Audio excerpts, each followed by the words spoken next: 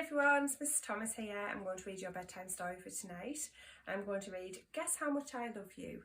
This is one of my favourite books. And it's a book that I used to read to my children when they were very, very little. So snuggle up, get your blanket. I've got my big nut brown hare and I've got my little nut brown hare, who are the main characters in the story. Enjoy! Little nut brown hare, who was going to bed, held on tight to Big Nut Brown Hare's very long ears. He wanted to be sure that Big Nut Brown Hare was listening. "Guess how much I love you," he said. "Oh, I don't think I could guess that," said Big Nut Brown Hare. "This much," said Little Nut Brown Hare, stretching out his arms as wide as they could go. Big Nut Brown Hare had even longer arms. "But I love you this much," he said. That is a lot, thought Little Nut Brown Hare.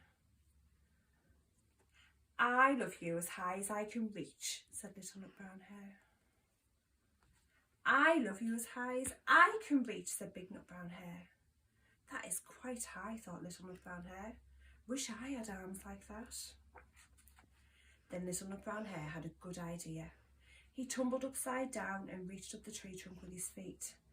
"I love you all the way up to my toes," he said. "And I love you all the way up to your toes," said Big Nut Brown Hare, swinging him up over his head. "I love you as high as I can hop," laughed Little Nut Brown Hare, bouncing up and down. "But I love you as high as I can hop," smiled Big Nut Brown Hare, and he hopped so high that his ears touched the branches above. "That's good hopping," thought Little Nut Brown Hare. "Wish I could hop like that." "I love you all the way down to the lane as far as the river," cried Little Nut Brown Hare. "I love you across the river and over the hill," said Big Nut Brown Hare. "That's very far," thought Little Nut Brown Hare. He was almost too sleepy to think any more. Then he looked beyond the thorn bushes out in the big dark sky. Nothing could be further than the sky. "I love you right up to the moon," he said, and closed his eyes. "Oh, that's far," said Big Nut Brown Hare. "That's very, very far."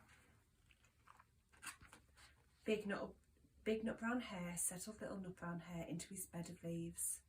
He leaned over and kissed him good night.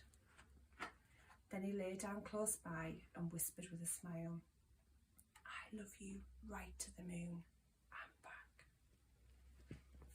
Good night.